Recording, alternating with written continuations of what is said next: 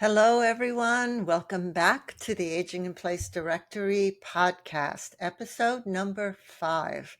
Today, we're going to talk about a senior-friendly kitchen. You might think you know everything that's involved in making a kitchen senior-friendly, but hopefully, I'm going to go through a plethora of things that should be done in the kitchen, and hopefully you can learn a thing or two about what needs to get done. And more than that, hopefully you are actually implementing them or have already done so. I am going to go begin this with thanking everyone for joining the podcast. And of course, subscribe, let us know what you think, give us your comments. We'll more than happy to review and, of course, comment back on anything. And of course, the comments will help us to make the podcast even better. This is a brand new venture for me, so I need to learn. All right, so there are at least 10 areas that we should all be looking at in order to make our kitchens safer. And I know you may want to think about it as a senior friendly type of tips, but the reality is these are just safety tips that should be implemented for everyone. Doesn't matter if you're 5 years old or 105 years old. So let's go through them. The very first step, you can probably guess, is fire safety. That's a very big issue in kitchens, and it's the very first and foremost thing that should be addressed. And the way you would do that is, you think, okay, I'm going to have fire extinguisher, at least one in the kitchen. Okay, that may work if you have the dexterity and the strength and the wherewithal to grab that fire extinguisher if there were to be an event of a fire on your stove or in your oven or whatever. But that's not always the case. So one of the things that I think is amazing are fire blankets, which is basically a big fire blanket that you can throw over a fire and it will smother the fire. It's a lot easier to manage than a fire extinguisher. And as long as you have it nearby, handy right there, like hanging in a kitchen cabinet door, then it needs to be easy, of course, to access and to get. Now, you don't want to place it in a cabinet under the stove, because if there's a fire on the stove, it may be difficult to get to that cabinet. So you want to place it a little off to the side, just somewhere that you can grab it quickly or even hang it on the wall, grab it quickly, tear it open, and throw it over the fire. Of course, if you're living with someone who has some form of dementia or is just having difficulty remembering things like leaving the stove on, you may want to consider automatic stove shutoff devices. Some of those you can plug in. Others, like iGuard, are a little more complex, and they actually will have sensors so that if you walk out of the room within 15 minutes or so, the stovetop is turned off automatically because there's no activity in the kitchen. There's no movement there. So whichever one or however you decide to do it, I think a stove shutoff device is always an excellent thing. And honestly, I think auto shutoff devices for anything, toaster ovens, coffee pots, maybe not pots, but coffee machines, anything that is doesn't already have a built-in timer to turn itself off, I would recommend to get an adapter and plug that item into the adapter so that it turns off automatically. Of course, you want to have smoke alarms, carbon detector alarm as well there. And you always want to have a fire escape plan. You want to know where you can run and leave the house, especially if you smell gas, as quickly as possible. An Alexa device wouldn't hurt. An Alexa or Amazon, Google Home, device wouldn't hurt, because then you can at least use your voice to call for help before you run out of the house. You could leave your cell phone there. Maybe your neighbors aren't home. A whole series of events could happen that keep you from getting help quickly. So a voice alert device is always, I think, just always an imperative item to have in any home. All right. Now there are smoke alarms and carbon detectors. Well, smoke alarms, really. I'm not sure about carbon detectors, but there are smoke alarms for people with low vision. Those are very loud. And then there are smoke alarms for people that are deaf, that are like strobe lights. I do believe that now some of those smoke alarms will actually connect to your cell phone. So not only would there be a strobe light, but there would also be a vibration on the phone. So if you have your phone with you at all times, which you should, then hopefully that will alert you to a smoke if you have trouble hearing, and obviously you can't hear the smoke alarm. Um, and for nighttime, there are alarms that will actually shake the bed to wake you up. May feel like an earthquake, but it's actually a smoke alarm letting you know that, to be alerted that there's a possible fire or a fire in your home. Guess it would feel like an earthquake. The other thing to think about in a kitchen to make it as safe as possible is to modify the layout of the kitchen. And what that means, in my mind, is to decrease the clutter in the kitchen. A lot of kitchens have a ton of things on their countertops. Everything from blocks that hold knives to blenders to food processors, coffee machine, and then snacks sometimes, or boxes with snacks in them, containers that have snacks, cookie jars, just all kinds of things. My mom was very good about doing that. There were so many things on the counter that when it did come time to cut up food for dinner, it was just this little tiny space that she could use. And so a lot of times things would fall on the ground or in the sink, or she'd have to pick them up. And meanwhile, it would have just been easier if I could have convinced her to get rid of some of that stuff. And don't you want to keep the things that you use all the time, every day, yes, but for sure you don't use a blender most every day. At least most people don't. You may use the coffee machine every day, but if maybe you can get a smaller coffee machine, or go instant and put it water in the microwave, do things like that to decrease the clutter that's on the countertop. You also want to modify the cabinets by, one, putting the things that you use most often within easy reach. So you don't have to, one, bend all the way down or get on the floor to pull things out from the back of an under cabinet, or have to get on a chair, or a step, or God forbid, a chair. Don't do that, to get an item that's out of reach, above you. You want to put things at eye level, maybe on a lazy Susan, that's easy enough, or pull out drawers. I just had my kitchen redone, and I had pull out drawers put everywhere to make it much easier to access things. Yeah, it's an initial expense, but it's going to be more expensive later on if I fall while I'm trying to get something. So those are the two major ways that you can modify the kitchen. And don't forget, pull out drawers in the refrigerator either. There are a lot of organizers for refrigerators where you don't have to dig in the back, and you can just pull out a drawer to get whatever it is that you need: onions, peppers, apples, whatever. It just makes it much easier. And the whole point of this conversation is to make it safer.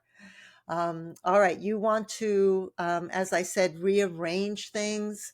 You want to keep things that you use daily close by, easy enough to get. You want to reduce the size of some things. If you have a huge old toaster oven, maybe you'll want to, think about considering getting a smaller one for the space, something that'll fit a little better, maybe easier to manage, maybe one that has an auto shut off device on it. Most of the new ones do, I think. I think it's just so important to keep up to date with a lot of these items. I know a lot of older people will say, listen, this is still working and they don't make things like they used to. That is very true. They don't make things like they used to. A lot of things only last a couple of years or 5 years if you're lucky. That is very true. I agree, but they're also safer. And because they're newer, they have these shut-off devices on them. So I agree that older are made better, but newer are safer to a certain extent. I don't know. Let me know what you think. That's my experience. All right. You want to definitely, without a doubt, make sure that you have enough lighting in your kitchen. Now, that usually means having to redo your lighting because a lot of kitchen lightings are built into the ceiling. Some people still have the old fluorescent lights, on the edge there, on the corners. Those are nowhere near enough lighting for when you get older. You need much more lighting. It's such a subtle change. You don't realize it until you give yourself a good slice on the finger, or you're having trouble reading that item on the package. It's not just because your eyes are getting older, it's because the lighting is also not enough for you.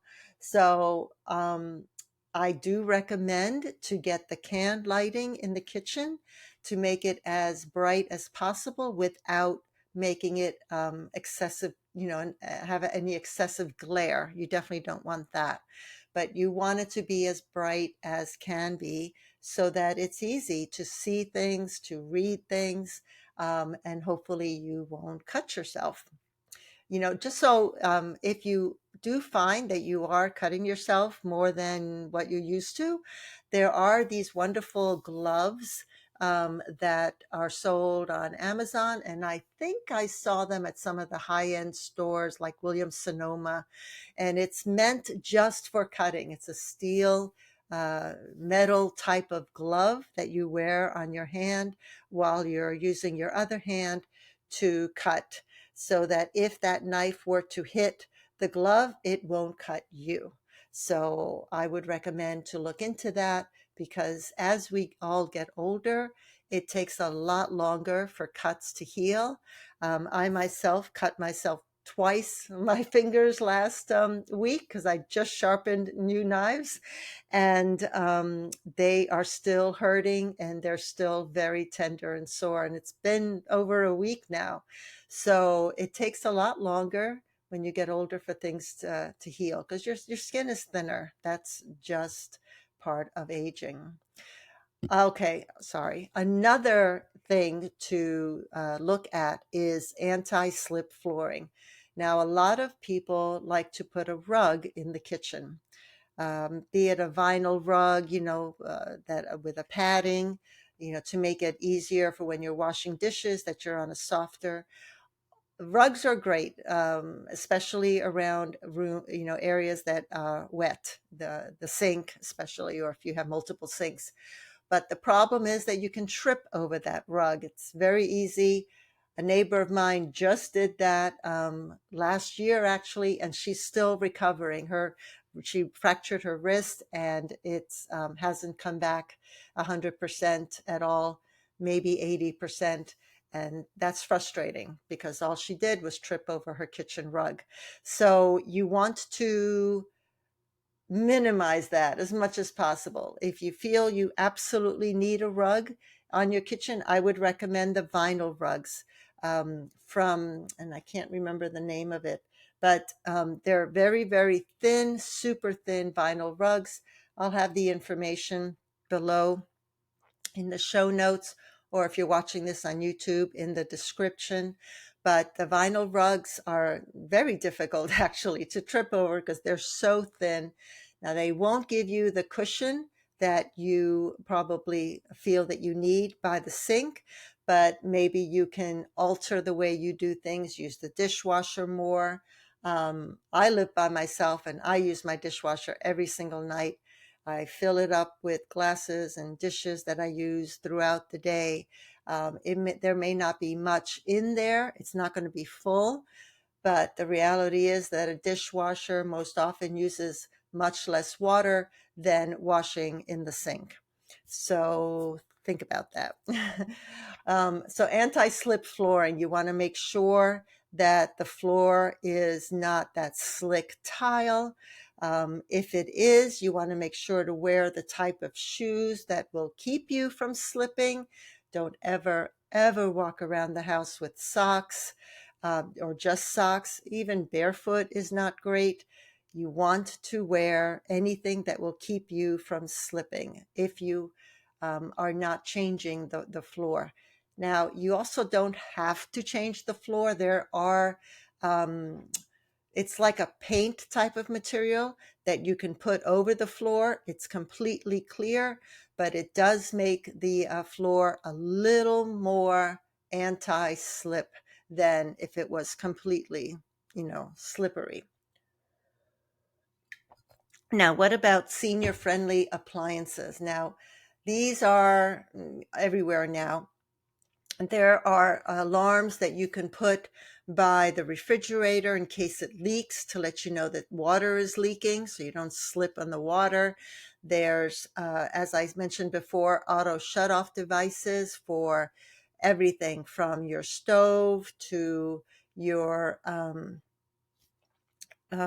toaster oven to your toaster, anything that is plugged in, you can plug that into an auto shut off device tool and that you can get in most any hardware store. There are also some that have alarms to let you know that, there's maybe a fire or you've left something on.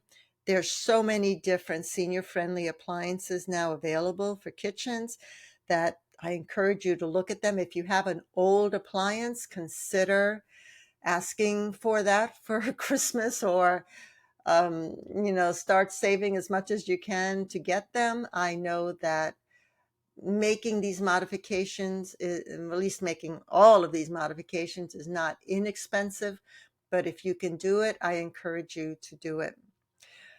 Another issue that we often overlook, and it has nothing to do with aging, is the maintenance of a home, and the maintenance of regular kitchen items. I had a neighbor years ago who would put on her calendar when to have someone come in to clean and to update and to maintain her appliances. It would be for her stove. We had gas stoves. It would be for her washer dryer when they clean out the vents. It would be for her refrigerator. She would have the back of it looked to make sure that the wires are where they, nothing happened back there. Everything is doing fine. It would be for her fireplace, for her furnace, for her hot water heater. She had a schedule for every single thing in her house. And I always told her, when you sell this house, whoever buys it is going to get the best maintained house in the entire neighborhood. And I think that's exactly what they got. But maintaining it can cost you a lot less than fixing any damage that ends up occurring because it wasn't maintained. And this includes, just regularly cleaning your dishwasher. A lot of people don't realize that the filter at the bottom of the dishwashers need to be cleaned out every now and then. Your water heater should be cleaned out every other year. There are so many little issues that should be maintained, and it will just make life so much easier for you later on and safer. Okay, the other kitchen thing that I want to talk about that a lot of seniors glare at me about are the kitchen chairs.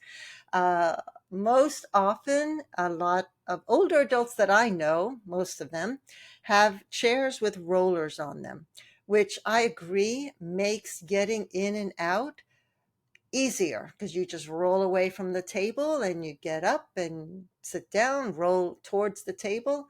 But the problem is that they roll. So I've already seen two of my friends go to sit on these chairs and they didn't quite get to the meat of the seat. They just tapped the edge of the seat. So they went down and the chair went flying to the wall. One time it even hit the dog.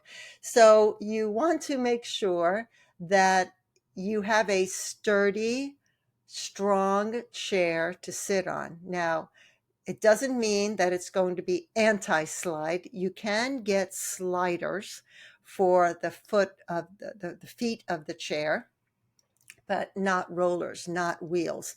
The sliders can slide along the floor, but they won't necessarily fly away, from under your tuchus. So you want to make sure that you get rid of the chairs with the wheels. I know that's going to bring a lot of controversy, but you do want to be safe because it doesn't make sense to break a hip, a wrist, or God forbid you crack your head just because of a rolling chair.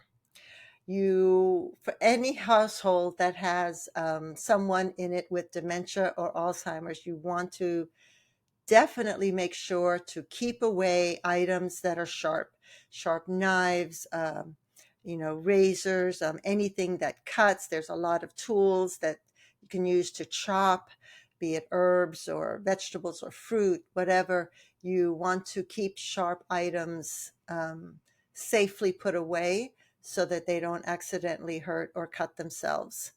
And that's just, I think, normal for most households. You don't have to have someone with dementia or Alzheimer's, with children as well.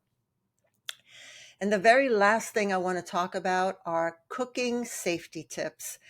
A lot of us, as we get older, we tend to wear more clothing, especially in the winter. I know I love to wear sweaters in the winter, and sometimes the sweaters and shirts have a long, floppy sleeve on them. You do not want to cook with those sleeves. That it's too easy for them to get into a pot of hot soup or stew, or God forbid, a fire. You don't want to cook with a lot of jewelry that's dangling off your neck or your wrist. You want to keep it as clean and clear as possible. You don't want to put your hot pads, close to the stove. You want to keep them away in a drawer maybe, but anything that is not, you don't want to keep cans of spray, the olive oil spray or any other type of spray you may use near a hot stove or oven. You want to keep them away. You want to make sure that there's nothing around, anything that could potentially catch fire.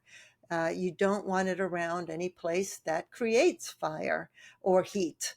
It just doesn't make sense. It's too easy for those items to catch fire and quickly go up and cause a problem.